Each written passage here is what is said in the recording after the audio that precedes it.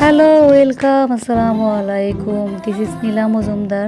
Welcome back to my channel. আপনাদের সবাইকে আমন্ত্রণ জানাচ্ছি আমার চ্যানেলে। আশা করি সবাই ভালো আছেন।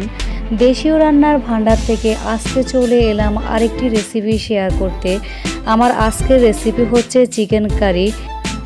কথা না বাড়িয়ে চলে যাচ্ছি আমাদের আজকের রেসিপিতে।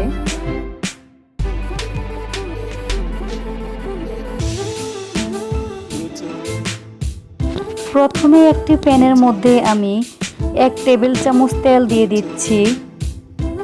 তেল গরম হয়ে আসলে এর মধ্যে দিয়ে দিব 1 কাপ পেঁয়াজ কুচি ও 3টা কাঁচামরিচ কুচি। মিডিয়াম হিটে 12 মিনিট ভেজে নিব। এর মধ্যে দিয়ে দিব 2টা তেজপাতা, 4টা লবঙ্গ, 2 টুকরো দারচিনি, 2টা এলাচ। ভালোভাবে নেড়েচেড়ে ভেজে নিতে হবে। এই পর্যায়ে সামান্য পরিমাণ পানি দিয়ে দিচ্ছি।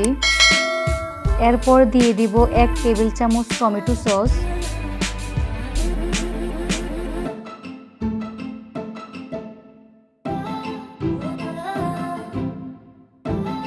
দুই মিনিটের মতো ভেজে নিতে হবে।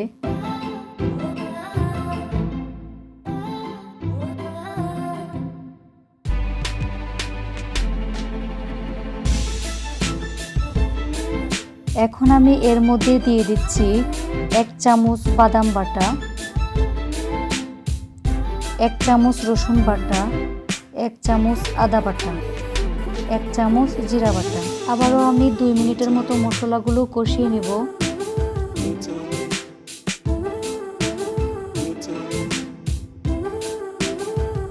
এ পর্যায়ে আমি হলুদের গুঁড়ো দিয়ে দিচ্ছি 1 চা চামচ। 2 মিনিটের মতো নেড়েচেড়ে কষিয়ে নেব। এ পর্যায়ে মুরগির মাংস দিয়ে দিচ্ছি।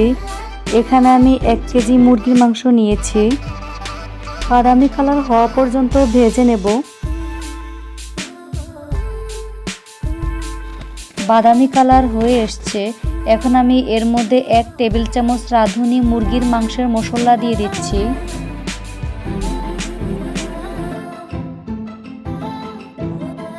আবারও আমি 2 মিনিটের জন্য নেড়েচেড়ে কষিয়ে নেব।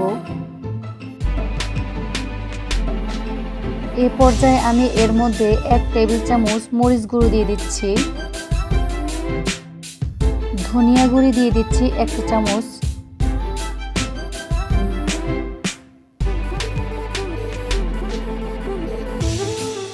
দেড় চামচ লবণ দিয়ে দিচ্ছি। ভালোভাবে নেড়েচেড়ে 3-4 মিনিটের মতো কষিয়ে নেব।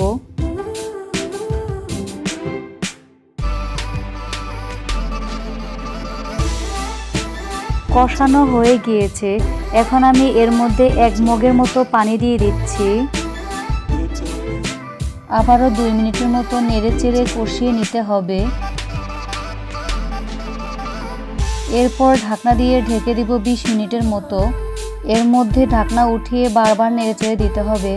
এইভাবে 20 মিনিট কষিয়ে নিতে হবে। ফিরে আসলাম 20 মিনিট পর। ঢাকনা উঠিয়ে আবার একটু নেড়েচেড়ে 5 মিনিটের মতো কষিয়ে নিতে হবে।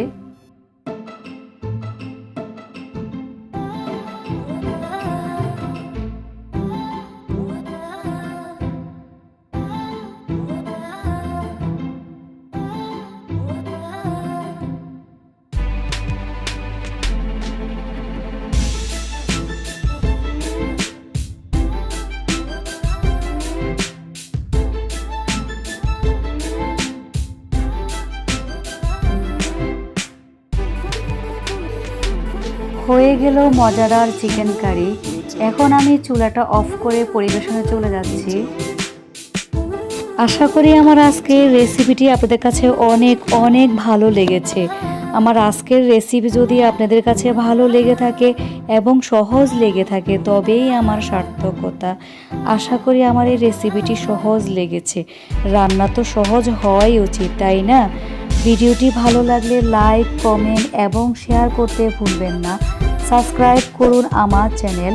খুব শীঘ্রই হাজির হয়ে যাব নতুন আরেকটি রান্নার ভিডিও নিয়ে। ভালো থাকবেন, সুস্থ থাকবেন এবং আমার জন্য দোয়া করবেন। কিপ ওয়াচিং নীলা মজুমদার রান্নাঘর। আল্লাহ হাফেজ।